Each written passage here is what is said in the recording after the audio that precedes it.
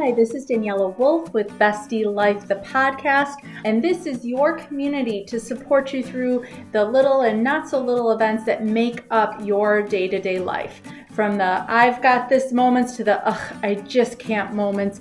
We are here to empower all women to find and develop the skills they need to find peace, balance, and the bliss in their busy. Through solo episodes as well as interviews with amazing women who share their journey and their story and how it works for you. I hope you find the inspirations to make you laugh, think, as well as maybe rethink what you thought you knew, and connect as we realize that we are all living similar ups and downs and don't have to do it alone. So excited for you to hear this episode, and thanks so much for joining me today. Hi, this is Daniela with Bestie Life, the podcast. And today I am so excited for you to meet Massoma alum Chohan. She is an author, a speaker. She's done a TED Talk, helps with anxiety and stress in the workplace especially. And so I'm so excited for you to hear her story, her journey, and just her real life, real practical, actionable steps to help you as we manage these day-to-day stressors we call life. So thank you so much, Massoma, for joining me today. Thank you, Daniela, for having me. So excited to be here. And I know that was a super abbreviated, brief version of your bio. So if you could share a little bit more about your background, what brought you here, and some of the experiences that you've had. Yeah, sure. So basically, I started off as pre-med. I did my bachelor's in biology and psychology, and I went to med school for 2 years, and then anxiety hit, and it sort of took over my life, and it pushed me to drop out of medical school. That's how debilitating it began. It was so bad that I had to sort of drop my dream career, my dream job, and leave medical school and pivot to another career. So a few months later, I was looking for what can I do that's not like clinical psych or not clinical medicine, because I am an empath. And so I take on everybody's pain. I'm learning to be better at that. But so I was like, what can I do that's not so overwhelming? And I did a lot of research, and I found business psychology to be a field that I would be really interested in. With so IO psychology, industrial organizational psychology. And I was like, wow, this is really interesting to study human behavior in the workplace. And it was right in line with my interests. And I signed up for the master's program, which is 2 years. And I did that. And then, I went from there. So then I was working at a nonprofit for a while, and I still had anxiety. So it kind of like ebbs and flows, where sometimes it's good and it was debilitating, and sometimes it got a little bit better, and it went up and down. But it started affecting my work life and my performance, and it was the things about work that stressed me out, and then just other things like the 24-hour commute to work, the elevator ride. It was like where I was working was like the 5th floor, but it was like high rise. So it was like really high up. So even heights, like I developed these fears that I like never had before. Like I was never afraid of heights, never afraid of elevators, but somehow the anxiety would just like grab onto things. I don't know. It's very interesting. I would find things to worry about, find things to be anxious about. Yeah.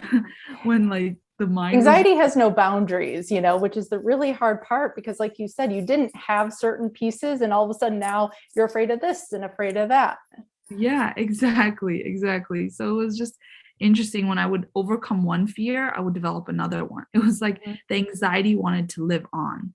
It wanted to live within me and keep grabbing my attention. And so anyway, I worked on the nonprofit, and then I had a lot of stress at work, and I was looking for resources to sort of work on that, but I couldn't really find any. So I decided to write the book. Yeah. I decided to write the book that I was looking for. And then at the same time, I had just done a TEDx talk talking about overcoming anxiety, because that's when I finally got over the hurdle of anxiety, and then the rest is history. So right. And I know you're summarizing a lot too, because you do share in your book that we'll talk about, Take Your Lunch Break. You did work with a therapist. It was, a process. It was years of really dismantling and breaking down where these things were coming from, because they do pop up. It's so seemingly out of nowhere, but I think once you get to some of the underlying stuff, it's amazing to see how it's been growing over time. Yes, exactly. So there's always, I feel like, a root cause of where the anxiety stems from, where, maybe it's trauma related, or it's something from our childhood, some experience we had, maybe an incident where we felt anxious, and then we built a belief around that situation, that every time in that situation, I'm going to have that same experience, that horrible experience. And so that's sort of what happened to me. Is like, the thing is, like, a lot of skills that I talk about are helpful, but they're practice skills and they're learned skills. So it takes time to really, like, I talk about my TEDx talk is like go spaghetti, which is like really, going loosey goosey, letting your muscles all relax and just letting go. But if I tell somebody, like, when you're feeling anxious, like, go spaghetti, at first it might be like, okay, but it's not, like, maybe not working that well, but it takes practice. And so you have to, like, learn that skill and practice and retrain your brain. And eventually it becomes like second nature. Eventually you do let go of that anxiety, or rather let it be there instead of pushing it away, and just letting, like, it just flow through your body. Right. No, and I love that you say that, because it's something I talk about too, where it's also like, it's like the muscle memory athletes develop, where they have to practice a play in advance so many times so that when they're in the game situation, they're not thinking of the steps of the play. They're just executing it. And so many people wait until they're in that anxious or panic moment to practice the things that they're taught or worked on in counseling and things like that. And it's like, you can't wait until you're in the game to practice the skill. You need to do it ahead of time so that it is something that comes effortlessly, because when we're in crisis, we don't think rationally. We're not able to talk ourselves through those steps. And so it is something, I think, definitely for you to be able to share just the practicality of it really is such a practice is so helpful. Yeah, exactly. You hit the nail right on the dot. Because that's what it took me. Like, I had to practice when I was calm. I had to practice my deep breathing when I was not anxious, because you're right. When you're in crisis mode, everything goes out the window. Like, I forgot all the skills that I learned, everything I practiced, but things that become second nature, then you can, like, okay, or just 1 month, something very simple. That's why I love Go Spaghetti, because it's simple, easy to remember, and you just do it. And, like, or just deep breaths. And just accept and allow, and just, like, something simple, easy, because, like, when you're in that state, it's game over. Yeah. Well, and I love, like, Go Spaghetti. It's something that's even, like, so translatable even to working with kids. And as a mom of 2 kids, I'm sure, you probably taught them a little bit about going spaghetti, because that seems fun and it seems silly. And, when we laugh too, that's just another great stress reliever. Exactly. Yeah, it's great for kids. I use it with my kids too. And you're right, just sort of breaking that stress pattern with laughter. Like, humor works for me. It doesn't work for everybody, but for me, I love humor. So, like, things like that can make you giggle and, like, laugh and be like, okay, like, break you out of that, like, loop, that cycle that you're just stuck in. So that's why I also like that too. Yeah. Yeah, no, I love humor. I use it with the students. I work with high school students. And so I have bubbles sitting on my desk. And so there's times I'm like, let's go blow bubbles. And if they haven't worked with me yet, they look at me like a little crazy, like, what are you talking about? But you think about it, you can't blow bubbles fast or else they pop. And it brings that silliness in, it brings a skill that you're focused on something else. And it is so translatable to kids of any age. And I think sometimes we don't learn these things, but once you learn them, to be able to teach our kids can help them from allowing these things to grow. Because I think that is such a big part of it. Anxiety is not just one thing. It's not like, well, I'm just anxious of this. Sometimes it can be, depending on your diagnosis, but it can, that generalized can expand. And so being able to have a variety of tools at your disposal too probably is so helpful. Yeah, exactly. And I think what you said is so important is like we need to heal ourselves and heal this generational trauma so we don't pass it on to our kids or teach our kids these techniques from a young age so that when they do get older and they face more stress that they're already equipped with these tools to sort of deal with those difficult emotions and that stress from a young age. So I think that's also very important. Now, you just became a mom of 2 kids over these Yes. last couple of, hectic pandemic years, so to speak. Yes. How did that either change your thoughts or your habits around all of this? Yeah. So what's interesting is when I started my book, I was not pregnant at all. I had no kids. And I became pregnant while I was writing the book. Then I had my firstborn. Then I was still writing. Then I got pregnant with my second. Then I had my second born daughter. So I had my son first and then my daughter. So it's interesting because this book has been through different phases of my life of motherhood. And so through each stage, I did a lot of editing and revisions, honestly, countless. And you can almost see, and the biggest revision came after my daughter was born. Like I almost like revamped the whole book, changed a lot, changed the flow, changed the order of the chapters. Like, creation creates, that's what some people say. And I felt very creative after my second and my daughter was born. And I took an extra year and like revamped the book after she was born. And I just feel that like with motherhood and being pregnant, like your hormones are crazy. And you go through the stress of being pregnant, the stress of a newborn. And I talk about in my book, one of my biggest fears was being pregnant and having kids because I had anxiety. And so I thought like, well, I have a higher chance of getting postpartum anxiety during my pregnancy. And I was afraid of that. I was afraid of what could happen and going back, like having that setback. And so I honestly like delayed being pregnant, delayed having kids because my fear was so strong. But then my fear of having kids and like, I always felt like this was one of my purposes in life was being a mom. And I always wanted to have kids and it overcame that fear. And so I had to like that book, Susan Cain, feel the fear and do it anyway. And like, I say that to myself all the time. Like sometimes when you're scared, it's actually not being weak, but you're being brave. Like if you're doing something and you're feeling so anxious, but you're still doing it, like that is bravery. And so like feel the fear and do it anyway. And I did it and actually ended up being way better than I had imagined. As you know, we always make it way worse in our head. Like the anticipatory anxiety gets us. And thank God, like my pregnancy was fine. My postpartum was fine. No anxiety, nothing. Like I even set up care with a therapist in case. So I had set something up, like in case my anxiety got bad, like I had somebody on deck to go. But like, I didn't even need that. I was in a good place at the time. And I don't know, kids keep me busy. I feel like when your mind is a little idle and you're not doing something, you ruminate a lot. But when you're busy and engaged with life and doing things, you kind of like don't have time to think about, oh my gosh, what about this? What about that? Sometimes, I mean, it works for me to be busy in that sense. Not saying that you don't rest or you don't like take time for yourself, but I'm saying like being engaged with life is important to not overthink. Yeah, absolutely. Because you're present and you're mindful at that moment and engaged in those activities.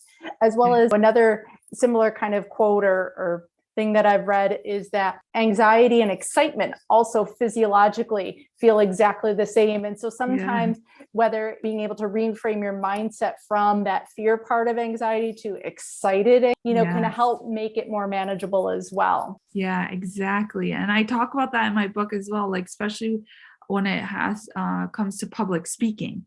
So when you're feeling nervous, you can, instead of saying I'm nervous, say I'm excited. I'm excited by this feeling. I'm excited. And that's just something I learned through DARE, the DARE book that I talk about in my book as well, and my TEDx talk. But so it's exactly like that adrenaline, like some people hate roller coasters and some people love it, but it's the same feeling and it's the same experience. And some people love it and some people don't. And while it's our perception, our interpretation of that same event, well, it's adrenaline is either when you're excited or when you're anxious. Yeah. So if you can, like you said, reframe your thoughts around it and say, I'm excited, I'm excited, I'm excited by this feeling, and just like repetitively say that, and dance, like before you get on the stage, like dance and like kind of get that nervous energy out and like, oh my God, this is so fun. Like that really helps. That's helped me before doing public speaking. Absolutely. It gives you that control back. And I think that's the biggest part of anxiety and even panic attacks. It's that lack of control of when it's going to come on, what it's going to feel like, how it's going to feel, and harnessing that control. I think as women, especially, we manage so many other things. And so when things hit us that are out of our control, I think we have such a harder time dealing with it. So definitely those tips that you give on how to get back that control is so important, Masssoma. Yes. Oh my God, you're brilliant. You're literally like, I'm just taking your words and like reframing yes. them, but these are your words, I know. That's why I'm like, oh, she gets it. You get it. Like, the control is huge with like anxiety, and me personally too, like the loss of control, that uncertainty, it just causes so much anxiety. Like, to be honest, I've never drank in my life. I've never done drugs in my life. Why? Because of control. Like, I do not want to lose control over myself, over what's happening and my perception. And it's not because I'm like, all righteous or anything. It's because of this loss of control. Right. And with anxiety, it's just like you said, like there are ways that we can kind of grab that control back, and there's some things that are in our control and some things that are not. And so that's why even I write, like, learning to surrender to reality. It's learning to just let go and surrender is such a great skill to learn, because you can just learn to like flow with life and just let it be. Like with pregnancy, that's what I had to do. I was like, I just need to surrender to this, trust my body, trust my body and trust God. Whatever is going to be is going to be, but I'm going to stop fighting it, stop being anxious, but just like try to put myself in a positive frame mindset and take care of myself, take care of my body and my baby, and the rest is up to God. Like, I can't control that, and I need to let go. No, and that surrender, you look at even throughout parenting, whether it's surrendering somebody else to watch our kids, surrendering doing the dishes or getting something done at that certain time, or letting your partner pick out the kid's outfit, like all those little moments of surrender, I think, are where we create our stress by not allowing that flexibility into our life and our day. Yeah, I love that, because I hear from moms all the time, like, oh, I don't get help. And I'm like, why? And they're like, because I feel like I can do it better than anybody else, and I have too much of a control issue that I can't let go. And I'm like, you're right, you will do it better than probably anybody else because you're the mom. But second, and even fathers, they don't let their fathers do something. And I read this thing, it was like, let your husbands or fathers, partners do the way that they do it, even if it's not perfect. Even they might put plaids and flowers together. Yes, and that's okay. But let them be involved in that care and learning to like let go. And it's not easy. Like I'm like, exactly, like, what is he wearing today? Like, my husband dressed him. Like, sometimes I'm like, when I go somewhere, I'm like, oh, by the way, my husband dressed him. I didn't do that. We need disclaimers before we walk in. Yeah, but if you can really learn to let go and let other people help you, like as a mom, like letting a babysit and train them, like that's why you train them. And even if it's not perfect, at least it's like a little bit load off your plate, so you can take time to rest and recharge and take time for yourself. Because as a mom, it's a 24/7 job. You don't get breaks. So it's you need to kind of be intentional with that time, with the breaks. And if you can, if it's privileged to get help or hire help, or have some family to help you out, like even if it's just an hour here and there, and that day, or 10 minutes, whatever you can do, just to like take care of yourself, so you can better take care of other people, better take care of your kids, and be more patient. I find I'm way more patient when I have help. When I'm not, like, my husband knows it. He's like, you didn't have help today, did you? I was like, no, because I'm like a angry, impatient monster. And, I pride myself on my patience. I'm not gonna lie. Like I feel like I'm a very patient person, but the days I don't have help with the kids, I'm not. Watch So out. yeah. So speaking of though, then taking time for you and nurturing yourself, what do you do for you, Massumo? How do you find that bliss in your busy and take time? I love that. Bliss in your busy. There's I love dancing, like Ooh. Zumba or working out. And to be honest, to get myself to work out is not easy. Like I don't want to do it. I really don't. But when I do it, I just feel so good afterwards. And then like taking like a nice shower, it's like refreshing. A Oh. warm cup of tea, I love that. Or like getting Starbucks, like these little simple things in my day, like can just Mhm. like pick me ups. I love that. I love being in nature, outdoors kinds of activities, or being playing, like even Mhm. playing, right? Yeah. Or laughing, hanging out with friends, just having a good time.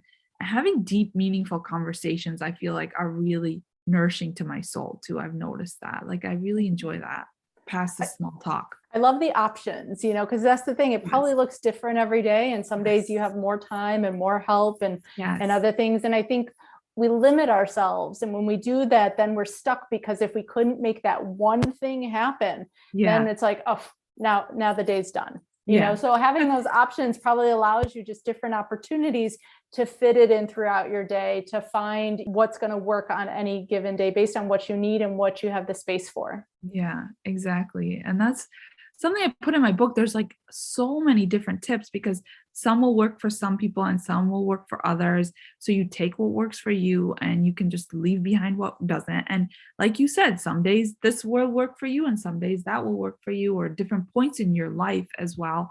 And so that's why I just wanted to present like as many different techniques as possible. Mhm. So hopefully some resonate with somebody out there. Absolutely. Because by having those options, that's how we find what works for us, is Yes. being able to try different things and see how it fits. Yeah, that trial and error, yep, is Mhm. key. So, one of the things I always ask my guests is I consider gratitude such a big part of our self care. Being able to focus on the positive is how we find some of that calm in our day to day chaos.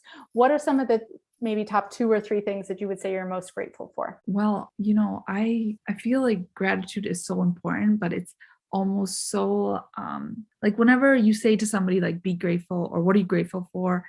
They almost, like, roll their eyes, like, oh, like, I've heard this so many times, like, Mhm. gratitude, like, my family, my friends, my health, my wealth, like, those basic things. But I feel like if we just take a moment and just like step back and just like really think about what that means and what does that like entail, and what sort of like sparks that little like joy in our heart, and we really deeply think about it, then it is more meaningful. So like Yeah. if I wake up, I'm like, yeah, I'm grateful for my family, friends, yeah, of course. But if I really sit there and meditate or like really think about what am I grateful for, and and it's like of course all those same things, but like even the little things, like I'm grateful for my thumb. Like I hurt my Yeah. you get a paper cut on your thumb and then you can't use it as well, or it hurts, and you're like, Mhm. wow, even this little thumb is so essential in the use of my hand that I Mhm. just take for granted. Like my mom says this all the time, we take like our eyes, our sight, our hearing, our taste, Yeah. and all these little things that we don't even think about, we're not even grateful for. So honestly, I'm grateful for all these little things like my fingers, my feet, my eyesight, my hearing. Um, I'm, grateful to be alive to have this experience. And Mhm. I'm so grateful for my kids and my husband. And sometimes I'm grateful for my struggles. And it's not Yeah. easy to say that now because at that time I'm like, F this. I hate this. I don't want to be Right. grateful for this. But now looking back at it, like that's where my greatest growth happened, Mhm. was through my struggles. And yeah, so I'm grateful for my struggles. I love Crazy that. enough. No, I love that. So where can people find you, Masuma, to work with you, your book, Take Your Lunch Break, which are helpful tips for relieving work-related stress? How do we find and connect, make a way to integrate this into our own life? Yeah, so you can connect with me on Instagram at Massoma, Massomaa, two A's at the end. You can check out my website. It's the same thing, www.masssoma.com. Massoma.com. My book, Take Your Lunch Break, is available on Amazon, Barnes and Noble's website, but you can just grab it on Amazon. I just started it like literally a day and a half ago, and I'm already halfway through it. So it's been fabulous. I'm so happy to hear that. Thank you. All the links will be in the show notes below as well. So please connect with Massoma, grab a copy of this book. You're going to love it. Make sure you take your lunch break and get outside, because I think we forget to do that. So thank you. I love that. Take your lunch break and get outside. Yes, unless there's snow. But thank you so much, Massoma. Thank you so much, Daniela. This was so fun. Thank you so much. Thanks so much again for joining me today. I hope you enjoyed this episode. Please let me know any questions or comments that you have. Also, if you can please leave an Apple 5-star review so that this episode can be shared with more women. There's 2 quotes that I love. Alone we may be strong, but together we are stronger, as well as when women support each other, incredible things happen. So let's be stronger and incredible together, as well as maybe just have some fun along the way. Thanks so much, and talk to you soon. Bye.